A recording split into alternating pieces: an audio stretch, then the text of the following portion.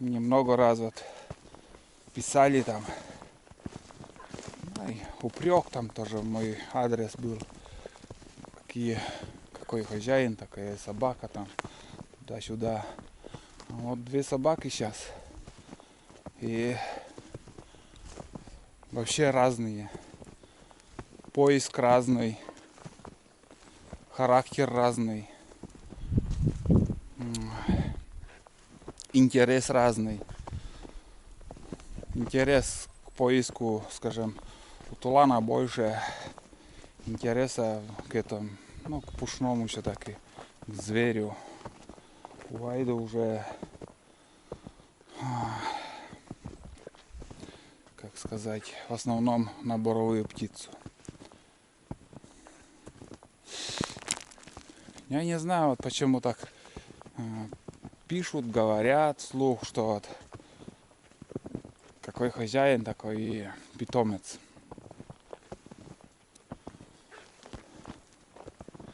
А если сравнить, там сейчас у меня еще кошку держим. Вы бы видели его, какой зверь. На глазах у меня на Айду набросилась, начала рвать ее. Айда вообще места не находила, там убегать хочет, и она свалилась на бок. Кошка рвет, понимаешь? Этот мультик наш. Вообще ужас. А вроде я такой, не скажу, что характер у меня такой злой, что ли. Нет, это не зависит от хозяина. И хотите сказать, зрители, если я буду держать 10 собак, и они будут похожи именно на меня? Да нет, конечно же. У всех собак будут разные характеры, разные интересы. Нет, это вообще, ну как? Понимаю, если вот, скажем, сына или дочку, как сказать, вырастили там, конечно же, ваш ребенок будет брать пример с родителя. Поведение, походку, все, практически все, жесты, все. Вот это уже, считай, похож на родителя, на тебя, на отца. А то, что вы пишете всякую фигню, это, ну, я не знаю.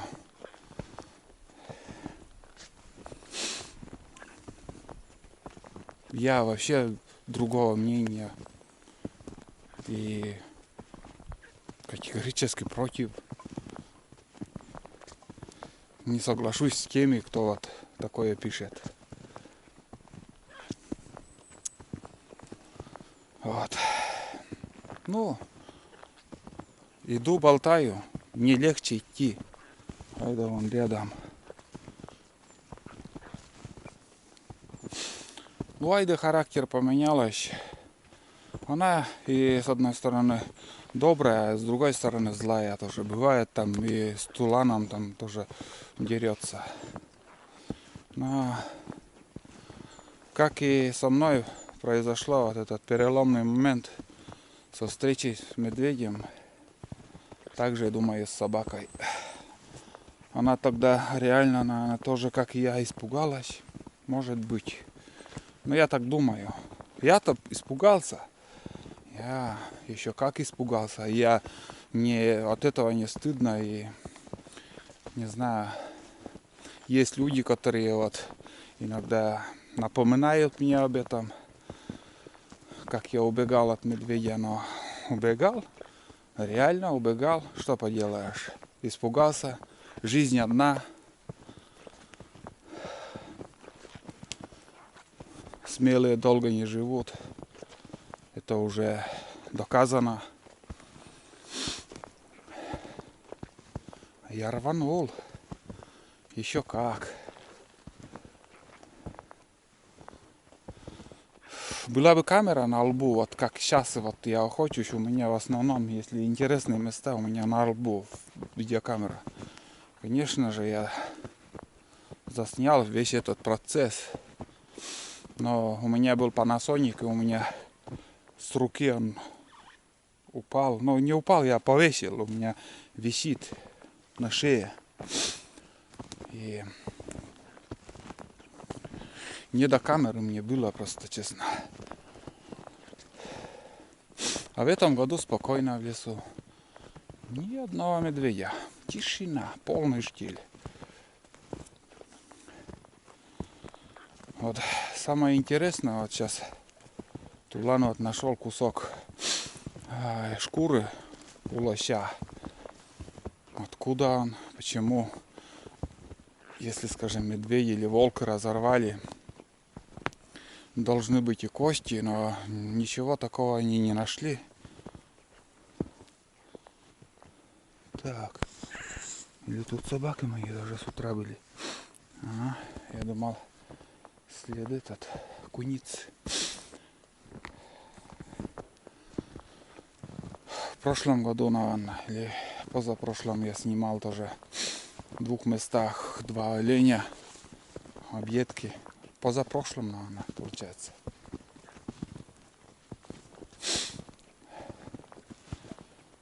Там медведь, видать, доедал, прятал там кости. Сперва не понял, что за... Думал, ну, я просто не мог ожидать, что там олени, но вот челюсти, блин. Челюсти у оленя меньше, чем у лося. Походу, по челюсти я определил. Там немножко костей осталось, но объедки были. А здесь почему-то нету ничего. Фу. Вот так. И иду потихоньку. Ну, не разгонишься, просто вот целый день, как вы видели. Ну, от силы там набралось у меня минут на полчаса с избушкой, где вот сидел. Все время на ходу. Немало намотал сегодня также. Вчера тяжелее было. Почему-то.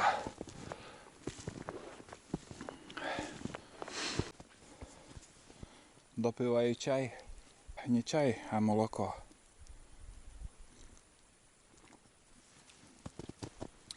Все, лафа закончилась. Пришли оттуда. Прекрасно тайга там. Но сейчас мы будем идти вот по этой заднице. Ух, там сыро. Ну, последний рывок. Где-то полчаса по этому сырому месту, потом еще такой кусочек, хорошее место, и мы уже будем дома. Собаки тоже тут.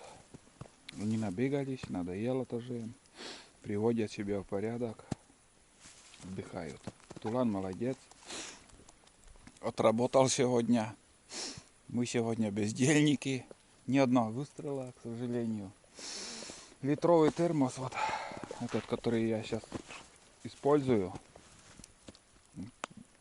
Эту осень я прикупил. Вот на этот поход на целый день мне хватило воды. И хорошо, что литровый взял. Я так и думал, что маленький термос не хватит на сегодня. Фух. Такой вот погода вообще слякоть. Я весь сырой уже. Весь сырой. Знаете, вот снег с дождем. Сейчас вот такая вот такая сырость идет с небес.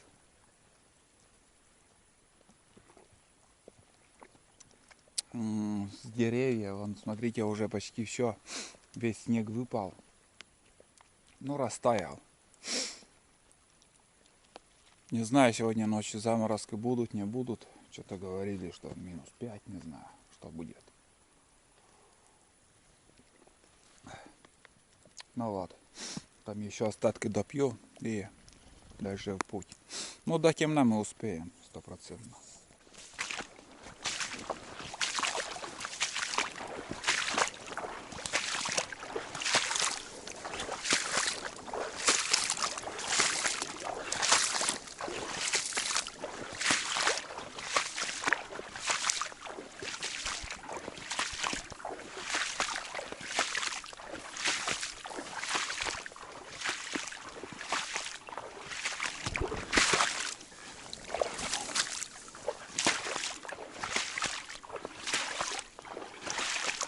Что-то тулан ломанулся туда. Ай, да тут зависло, что-то нюхтит.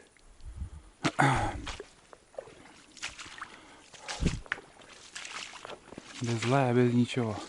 И звук крыльев ничего не услышал.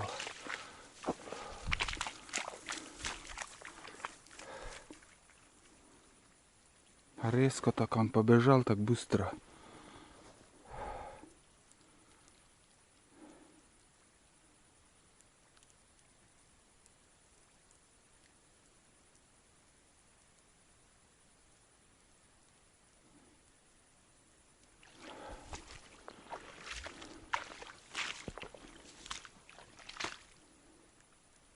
А вон он возвращается. Не знаю, куда он так бегал. Может, кто-то излетел, да я не услышал. Не, явно какая-то птица была. Айда спохватилась вон. Ах, как виляет. Хвостом. Ну, да. Может, кополоха не слышал. Я просто не слышал.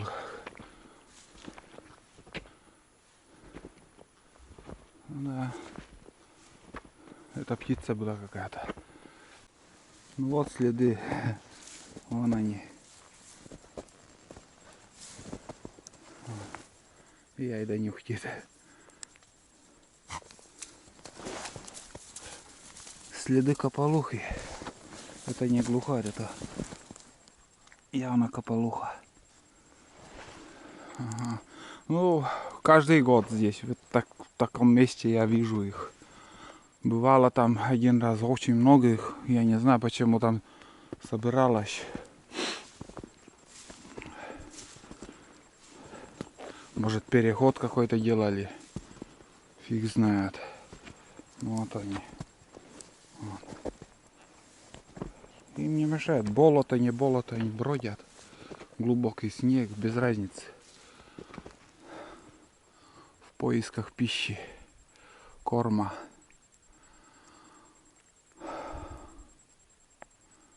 Там, наверное, штук 7 или больше даже было. И все кополухи. Почему так? Ну, тогда очень много птиц было. Там идешь туда, видишь, возвращаешься по той же тропинке, опять снова видишь их. До хрена было их. Да все истоптала. Вон, видели, с утра снимал, ничего не было, вот следы. Глухарь-то прилетал сюда. Я говорю, он сюда не один год так уже камушки собирать прилетает. Может тот, может другой, но это уже крупный, да, это глухарь был. Угу. Бывает, встречаю там, на лодке спускаюсь и взлетает там. Несколько раз. Ну, каждый по утру так. Вот сегодня чуть позже, после нас он приходил. Вон следы по снегу. Ходил. Красивое место тут. Пошли, Айда. Пусть живет. В следующем году, может, встретимся с ним. Короче, собак посадил на цепь. Все, мы на избе. Наконец-то дошли. Погода вообще жесть. Ну вот. Будем отдыхать. Конкретно устали. Первоначально сейчас накормлю бездельников. И надо снять вот всю эту сырую одежду. Я весь сырой, блин.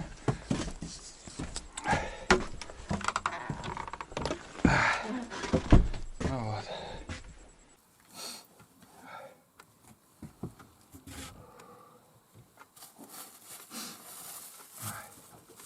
Ну вот. Фух.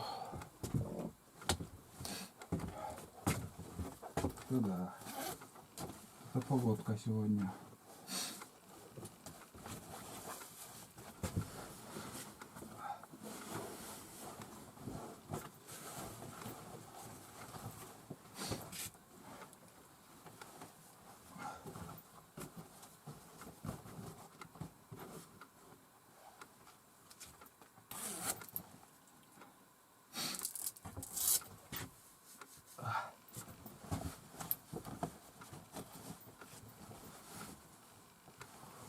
Готов.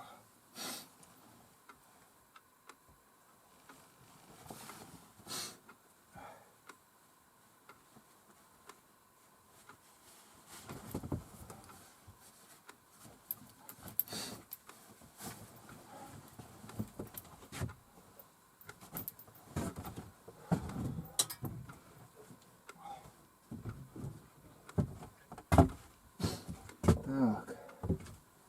Сейчас сперва бездельников накормлю.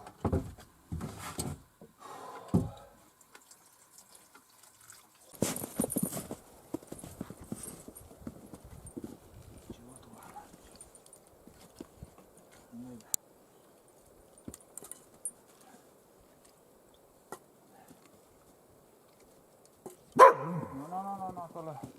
сейчас чем достатки будет. Еды до хрена.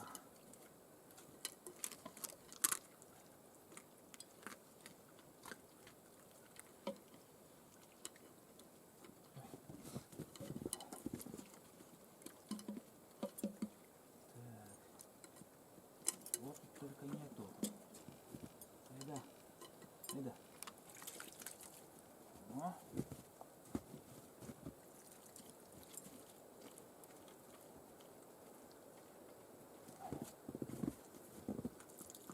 Все.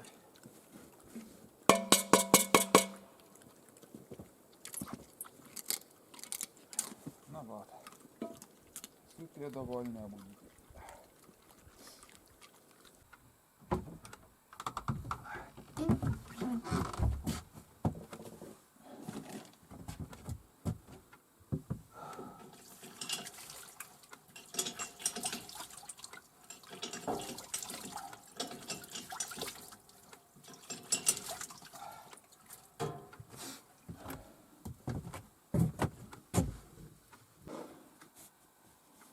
Собак накормил. Сейчас тоже сам буду доедать остатки сладкой рыбы. Там уже что-нибудь придумаю на ужин. Не знаю, что только варить сегодня. Суп точно не буду варить, у меня еще есть. Остатки надо доесть. Что-нибудь из макарона, может колбасы до хрена у меня еще осталось.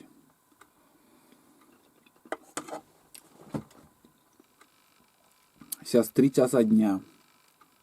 Мы в 6 часов вышли. Вот 3 часа 10 минут сейчас. Примерно, скажем, 2 часа на...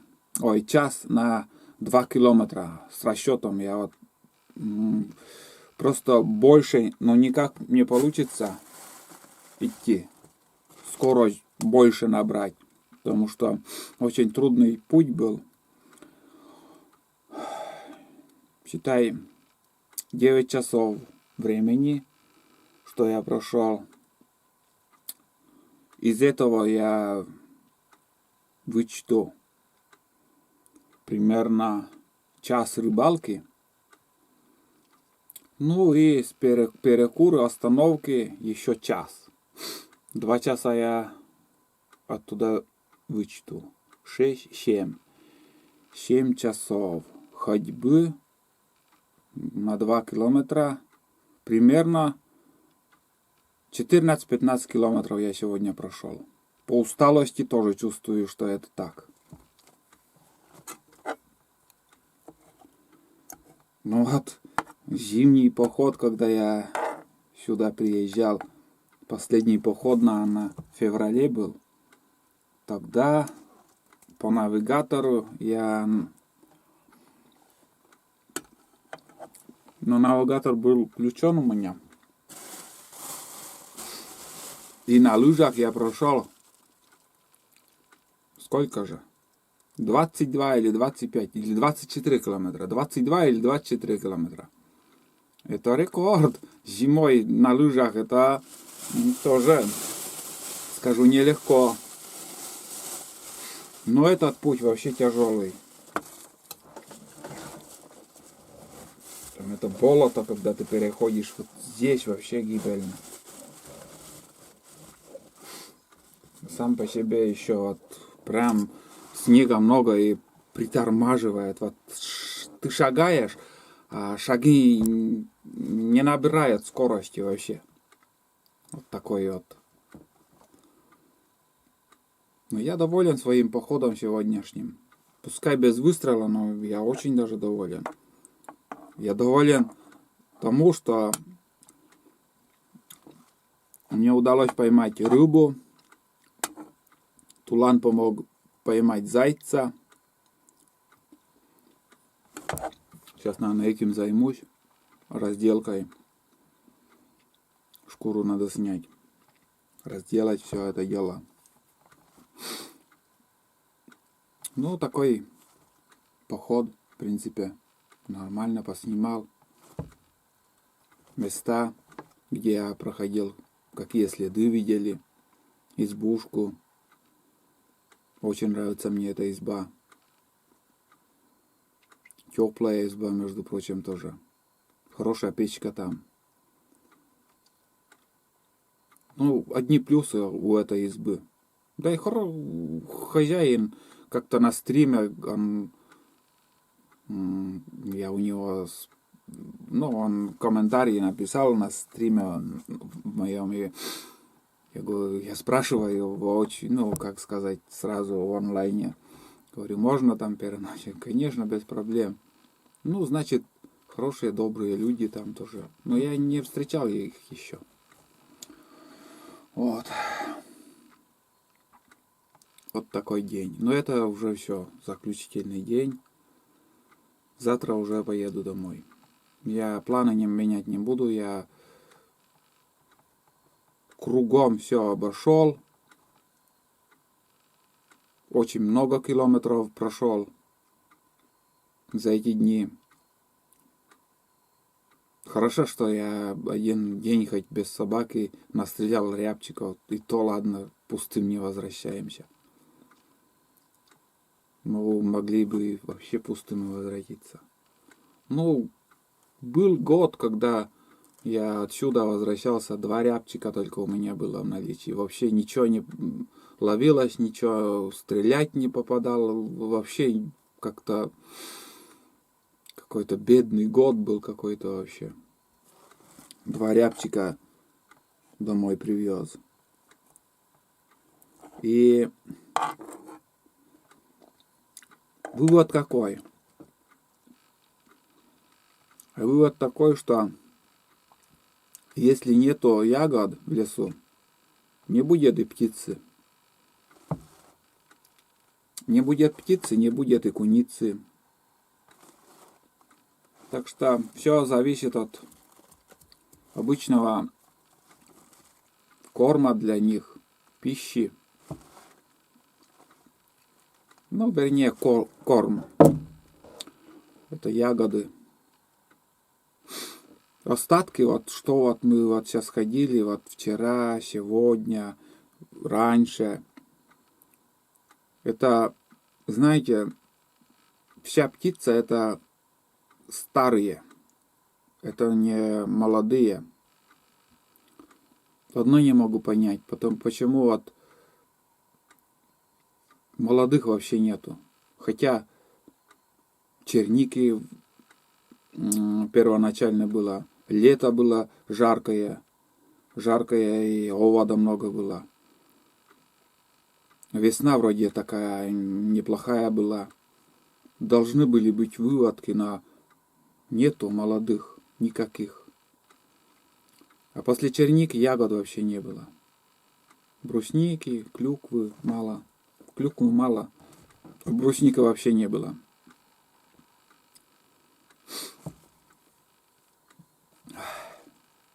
Вот сколько вот собаки поднимают птицу, или от меня вот взлетает птица.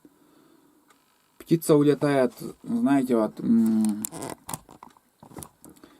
не только за несколько метров, но и несколько километров даже. Понимаете, это значит осторожная птица, вообще осторожная, себя бережет, знает уже бывалые, может, под пулями, под чем угодно. Значит, он перезимовал уже.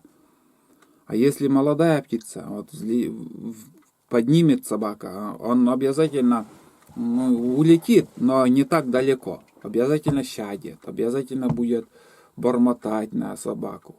Обязательно шансов больше стрелять в него. Ну, попадешь, не попадешь, это многие считают, что каждый выстрел попадание, это, лично у меня нет такого. Промахи у каждого, думаю, есть. Конечно, смонтировать все это я смогу элементарно, там, каждый выстрел, каждое попадание, но как есть, вот не попал, улетел, что потом, пусть летит, значит, не наша птица. Поверьте мне, если ваша добыча, он никуда не улетит. Я не знаю, как это объяснить, но это так. Вот. Ну что еще? Время-то идет, после 4 уже начнет темнеть. Все под контролем. Я знаю свой организм, знаю свои силы. И по мере сил вот этого я выбираю маршрут. Вот, примерно. Могу, конечно, еще больше круг сделать, но уже ты придешь в темноте. Никакого комфорта, никакого удовольствия от этого я не чувствую. Когда ты идешь под фонариком. Но фиг с ним, ты дойдешь до избы, но можешь и не дойти. Может где-то подвести организм, что-то с тобой случится там. Героем этим не станешь никогда.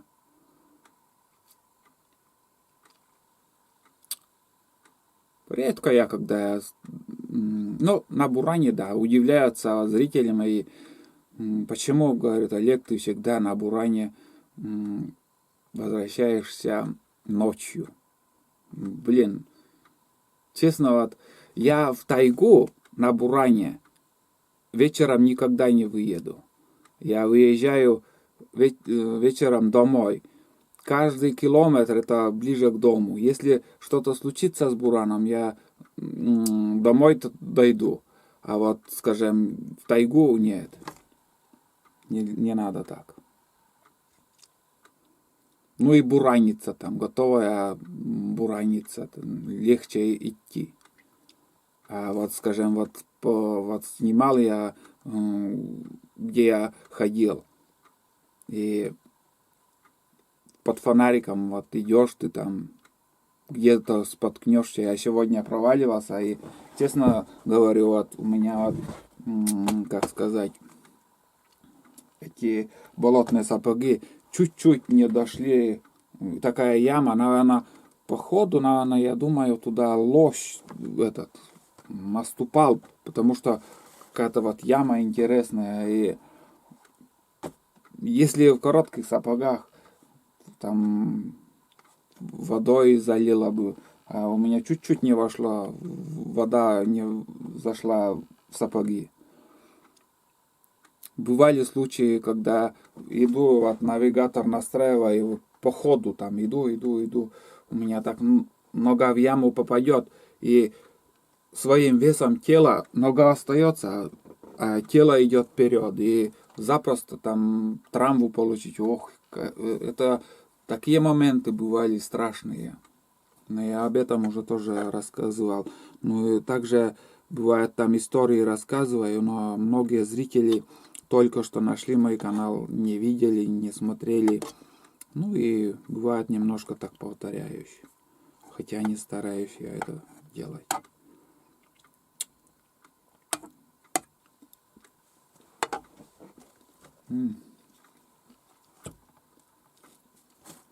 Вкусно. Вот. Ну, рассказал сегодняшний день. Может, и сегодня уже больше не буду включаться. Может, и буду. Не знаю.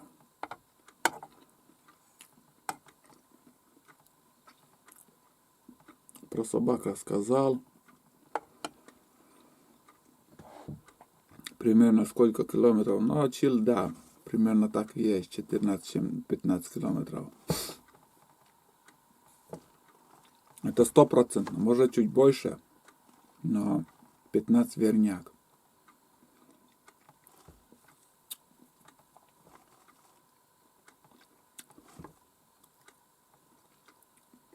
Вот следы оленя. Сейчас еще скажу пару слов. Вот мы видели 2 дня назад, или когда это было уже? Нет, 3 дня назад. Когда 10 оленей мы видели. Там рассказывал про избу, там оставалось до избы где-то 2 километра на начало.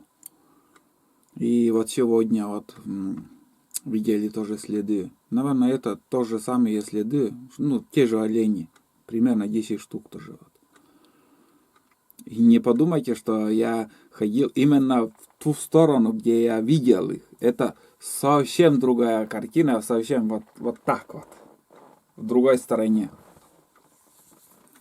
И вот видите, какой они маршрут, они как много ходят.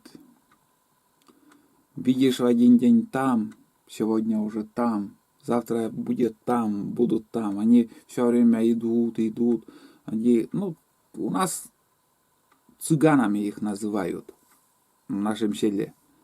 Не знаю, как в России, как их называют, но вот, скажем, лось, животное. Если для него есть корм, база, такого вот кормежка есть, скажем, даже 100 на 100, вот размер такой, площадь. И если кормовая база отличная для него, он может там перезимовать. Если хватит пищи, вот корма, он никуда не пойдет. Он съест, ляжет, съест, ляжет, съест, ляжет. А вот эти олени, цыгане, они кочуют. Все время идут. Вот сегодня в этом части мы видели. А уже через неделю, наверное, думаю, уже вообще увидят там за 50 километров в стороне. Они такие, они ходят. Это повезло вообще увидеть их воочию, поснимать, не знаю, как на камеру. Вот если на эту Panasonic, вот сейчас я снимаю, если на него, конечно же, больше можно было снимать. Но приблизить. Просто я не догадался вот в оптический прицел как-то вставить этот Sony. И, может, удалось бы поближе поснимать. Хоть так. Там минуты, секунды. Там тебе не будут ждать, там, когда я настрою свой фотоаппарат, видеокамеру и буду снимать. Это секунды там. Быстро все происходит. Вы сами видели. Так что примерно так, что возможно было, заснял. Чем богатый тоже заснял. чем богата тайга.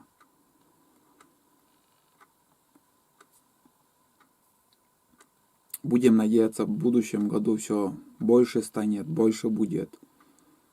Будет ягоды, будут птицы. Ну, не знаю, загадывать какой толк.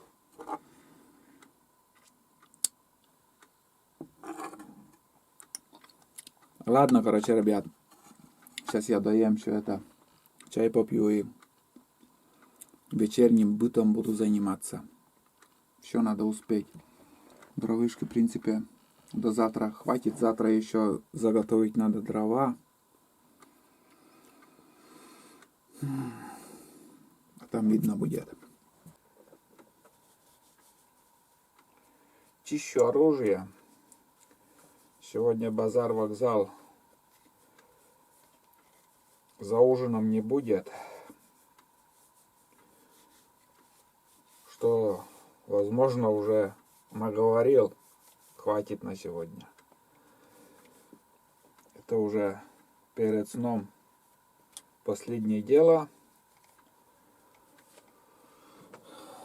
Чистить оружие и отдыхать.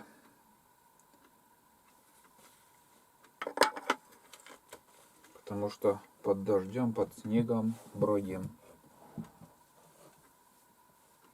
Оптический прицел снял. Все. Завтра уже охоты не будет. Завтра, ну, может быть, еще постреляю по банкам. А так, охота закончилась.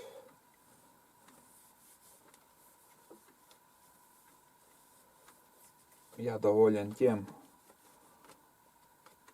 что добыли. Все. Готов.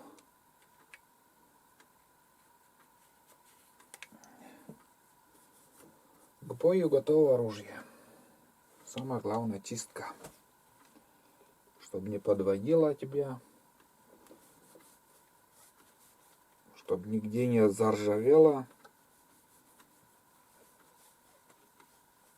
Будет работать оружие десятки лет. Вот так вот. Ну все, всем пока, до завтра.